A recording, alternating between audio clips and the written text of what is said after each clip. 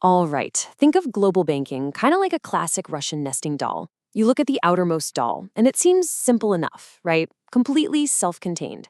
But pop it open, and there's another one inside, and then another one inside that. Well, in the world of global finance, this layered structure is precisely how funds move across borders. But as we peel back these layers, a massive question of transparency starts to emerge. So you might be wondering, how do high-risk funds actually slip into the global banking system completely undetected? Well, I'll give you a hint. It's definitely not some guy walking into a major bank with a literal suitcase of cash. No way. It actually happens through the hidden, nested layers of the system itself. And understanding the mechanics of how this works isn't just for compliance officers, it absolutely matters to anyone who cares about the integrity of our global financial system. Okay, let's dive into this. Today we're going to unpack nested accounts, explore their commercial necessity, examine the transparency problem, review the rules of the game, and finally build out a control framework. Section 1. Unpacking nested accounts. Let's define the vulnerability. So what is a nested account? Simply put, it's a relationship where one financial institution gains access to another institution's correspondent banking services through an intermediary institution rather than doing it directly. Now, I want you to really focus on that phrase, through an intermediary. That right there is the very first layer of our Russian doll. You aren't banking with the main bank directly, you're banking with someone who banks with them. Now, what's really interesting here is the exact flow of this indirect access. Notice the chain of command. In step 1, you have the intermediary institution. They take their transactions to step 2, the primary correspondent bank, which then passes them right into step 3, the massive global payment system. The end user is actually sitting entirely outside of this flow, operating completely through step 1. You know, the Wolfsburg Group, who are pretty much the authoritative voice on financial crime compliance, they hit the nail on the head here. They explicitly define these nested relationships as arrangements where a respondent bank uses another financial institution's correspondent account just to access the payment system. Basically, they're piggybacking on someone else's direct access. Moving on to Section 2, the commercial necessity. We need to look at the legitimate reasons for nesting. This brilliantly illustrates the stark contrast we're dealing with. On one side, you have a direct relationship. It's a straight line, high transparency, immediate contact. But on the other side, the nested relationship inherently introduces an extra layer of distance. It's just more complex by nature. But here's the thing. That complexity serves a very real, very necessary purpose in global trade. Listen, nesting isn't automatically a bad thing.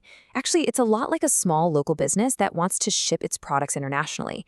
They obviously can't afford their own massive fleet of cargo ships, right? So what do? They rely on a global shipping giant. The exact same thing is true in banking. Smaller institutions desperately need access to cross-border payments, and they simply have to rely on larger institutions to access major global clearing systems. It's a completely standard commercial function. So the absolute key takeaway here is this. The core risk is not that nesting is automatically improper. Actually, scratch that. It's entirely legitimate. The real issue? It's all about control and visibility. The danger lies entirely in how well this setup is being monitored. Which brings us to Section 3, the transparency problem. Let's talk about that extra layer of distance. This is where we really strip away that outer layer of the Russian doll to reveal the hidden, systemic dangers inside. This extra layer of distance reduces transparency in a few absolutely crucial ways. It obscures who is actually sending or receiving the funds. It masks what compliance controls are applying downstream. It allows higher risk activity to sneak into the payment chain, and it introduces higher risk jurisdictions without any direct relationship. Imagine an exclusive VIP club. The correspondent bank is the huge bouncer at the front door, but this nested structure, it acts like a back door where some smaller promoter is just letting people in, and the main bouncer has literally no idea who is entering. So the crucial point is that if the respondent's due diligence, their sanction screening, or their transaction monitoring is weak, the correspondent bank might end up processing some completely unacceptable activity. They essentially inherit the weakest link of the intermediary's security. They end up processing a payment that they would have immediately rejected if it had walked straight through their own front door. And we're not just talking about abstract compliance risks here. When nested usage is opaque or inconsistent, the risk of specific, severe financial crimes increases materially. We are talking about major money laundering, the direct evasion of international sanctions, and the rapid movement of fraud proceeds.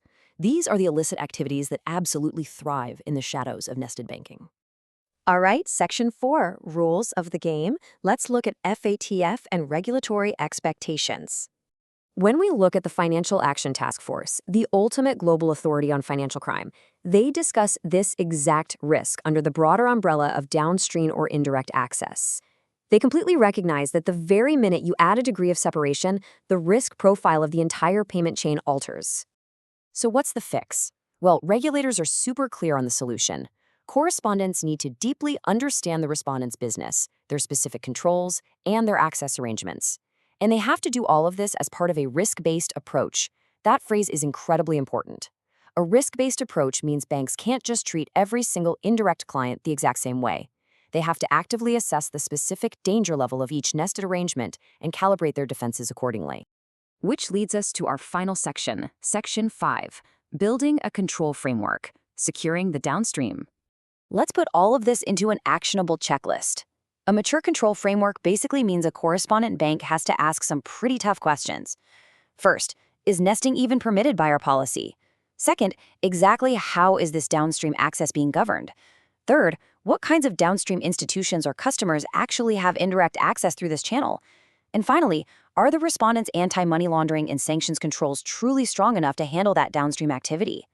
Every single one of these questions systematically peels back another layer of that Russian doll to make sure nothing toxic is hiding inside. If you take away nothing else from this explainer, remember this: nested arrangements are a major correspondent banking risk area. They absolutely require strong upfront due diligence, but more than that, they demand ongoing, relentless monitoring and crystal clear governance over downstream access. You can't just set these accounts up, dust your hands off, and look away. And that leaves us with a pretty provocative final thought. In global banking, distance is the ultimate enemy of transparency. The further a transaction starts from the main clearing bank, the easier it is to hide its true intent. Nested correspondent banking definitely serves a vital commercial role, but it inherently relies on trust and indirect visibility. So if you're operating within or even just observing this massive global network, the big question remains, are you watching the back door? Thanks so much for joining me for this explainer. Keep learning, keep questioning, and I'll see you next time.